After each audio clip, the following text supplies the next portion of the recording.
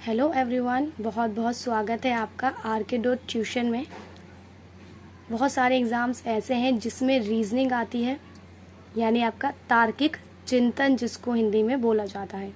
उसमें बहुत सारे टॉपिक्स होते हैं, जैसे कि आपका होता है डायरेक्शन, टाइम, कैलेंडर से रिलेटेड क्वेश्चंस होते हैं। ठीक है, तो वो सारे ही क्वेश्चन मैं इस चैनल पर आपको कराऊंगी। पहले आज हम जो देख रहे हैं वो है संबंध अथवा सदृश परीक्षा। अच्छा, अब इसमें क्या दिखाते हैं? इसमें बहुत इजी होती है रीजनिंग, बस आपको थोड़ा सा दिमाग लगाने की ज़रूरत है। बाकायदा आप इतना जो रीजनिंग वाला एंट्रेंस देने जा रहे हैं तो आपके अंदर खुद भी इतना दिमाग होगा। बस यहाँ पर थोड़ा सा आपको गाइडलाइंस की ज़रूरत होती है और बाकी आप आराम से ही कर सकते हैं। अब देखिए, मैं यहाँ पर आपको कुछ क्वेश्चन कराऊंगी, फिर आपको कुछ क्वेश्चंस बुक में दिखाऊंगी, वो आपको अच्छे से पढ़ने हैं जिससे आपको रीजनिंग अच्छे से समझ आ जाए। देखिए, फर्स्ट क्वेश्चन क्या दे रखा है? आंख। और ये डॉट लगाने का मतलब है कि जो अगला वर्ड है ये इसी से रिलेटेड है। आंख से रिलेटेड क्या है? यहाँ निकट दृष्टि। दांत। अभी दो डॉट का मतलब है यहाँ पर एक इतना क्वेश्चन खत्म हो चुका है, एक इन्होंने हिंट आपको दे दिया है, दूसरा हिंट खुद ढूंढो। ठीक है, अब जैसे ये आंख है, आपने प्रीवियस जो आपके ईयर्स निकल चुके हैं उसमें आपने अपनी क्लास में पढ़ा होगा कि ये जो आंख है इससे संबंधित ये एक दोष है, निकट दृष्टि दोष भी बोलते हैं इसको। ठीक है, दोष तो यहाँ इन लोगों ने लिखा नहीं है, बस इतना ही छोड़ दिया। अब दांत जो लिखा है, यानी कि ऐसा रोग बताना है जो दांत से संबंधित हो। इन चारों रोगों में से एक ही रोग है जो इससे संबंधित है, वो है पायरिया, जो आपको पता भी होगा कि मसूड़ों से खून वगैरह आते हैं, पीले हो जाते हैं मसूड़े, उन सब से ये पायरिया होता है। ठीक है, उस पायरिया के ये लक्षण होते हैं। तो ऊपर क्या दे दिया था? आपका बॉडी पार्ट दे दिया, उससे संबंधित आपको कोई डिसीज दे दी, बीमारी दे दी। अब ये दूसरा बॉडी पार्ट दिया आपका दांत, इससे संबंधित आपको बीमारी लिखनी थी, वो थी आपकी पायरिया। सेकंड क्वेश्चन क्या है? सेकंड क्वेश्चन है तापमापी। अब तापमापी ये एक यंत्र होता है। ठीक है, अब तापमापी जो यंत्र है वो तो नापता है तापक्रम को। अब ये जो आर्द्रता मापी है ये किसको मापता है? तो ये तो बहुत ही ज्यादा इजी सा क्वेश्चन है, इतना हिस्सा आपको यहाँ दिख रहा है आर्द्रता, ये आर्द्रता को मापता है। ठीक है, पहला तो आपको बॉडी पार्ट से दे दिया, दूसरा आपको एक ये यंत्र से दे दिया, तो जस्ट लॉजिक लगाने की जरूरत है इसमें और कुछ नहीं। अब ये मुख है, मुख का मतलब तो आप सबको पता है, आपका मुंह। ठीक है, इससे हम क्या करते हैं? अभिव्यक्ति करते हैं, यानी कि इससे हमारी आवाज निकलती है मुख से।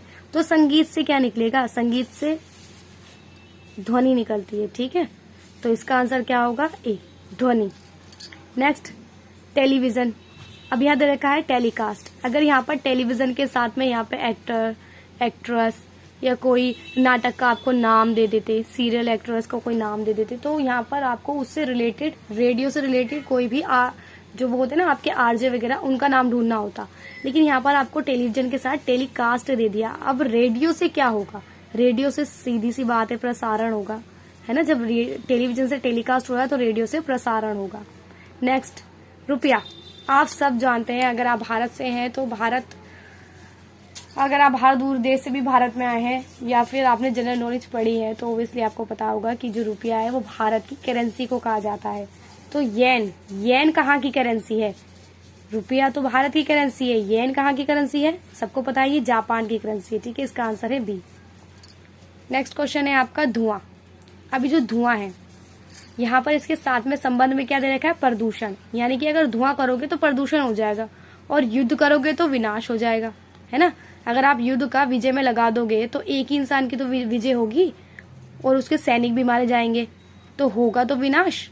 अगर यहाँ पे पॉजिटिव लिखा होता, है ना, अगर मान लो यहाँ पर दे रखा होता समझदारी और प्रदूषण, तो क्या हो जाता? समझदारी से प्रदूषण दूर होगा, तो यहाँ पर युद्ध से फिर विजय लगा सकते थे हम। लेकिन यहाँ पर धुएं से प्रदूषण दे रखा है, एक चीज दे दी और उससे क्या होता है? प्रदूषण, तो इसीलिए आपका युद्ध से विनाश होगा। नेक्स्ट क्वेश्चन है आपका सिहाई कलम।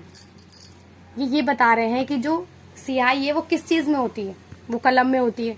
अब गैस करो कि रक्त कहाँ पर होगा? चिकित्सक के पास होगा रक्त। आपकी जो बॉडी है, आपने अपना रक्त निकाल के चिकित्सक को दे रखा है कि भाई ले लो, और हम जो है 10-15 साल बाद जब बड़े हो जाएंगे तब आपसे ले लेंगे, ऐसा नहीं हो सकता, है ना, क्योंकि ये इससे संबंधित है ही नहीं, तो इसको काट दो। ये लिखा है दान। बहुत सारे बच्चे दान भी लगा सकते हैं, लेकिन दान क्यों नहीं लगाएंगे? क्योंकि यहाँ पर सिहाई कलम, ये एक संबंध जोड़ रहा है ना। अगर यहाँ पर लिखा होता, कलम लिखा होता यहाँ पर और यहाँ लिखा होता बच्चा, तो हम समझ जाते हैं हाँ जो कलम है वो हमने बच्चे को दान कर दी, तो इसलिए हम रक्त का दान के साथ लगा सकते हैं, है ना।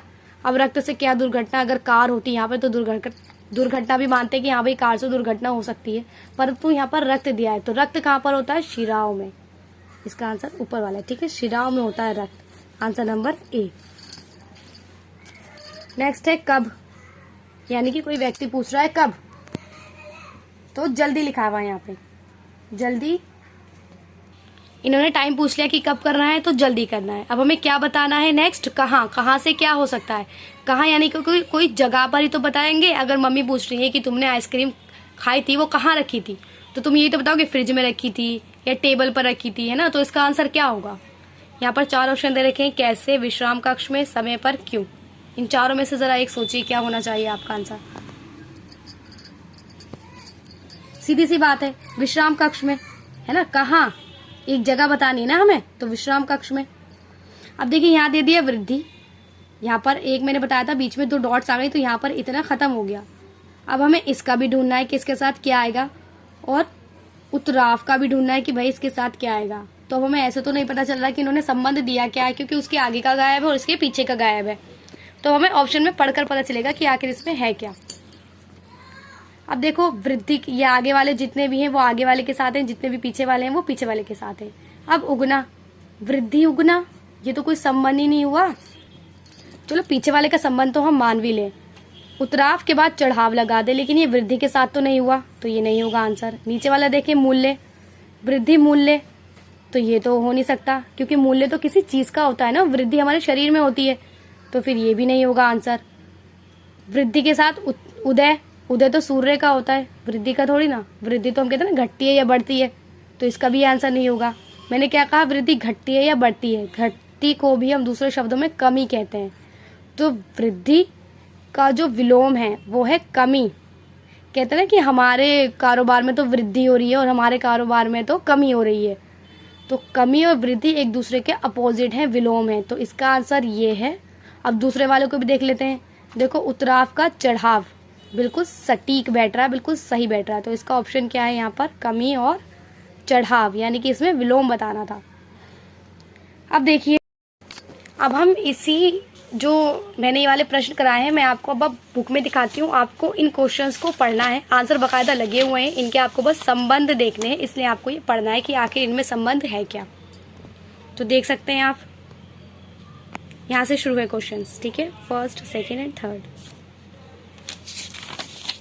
इनको अच्छे से वीडियो रोक कर पॉज करके पढ़ने हैं आपने।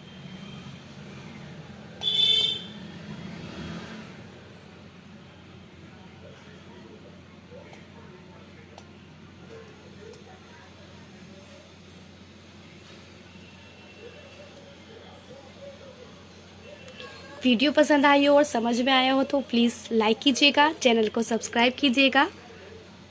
Thank you.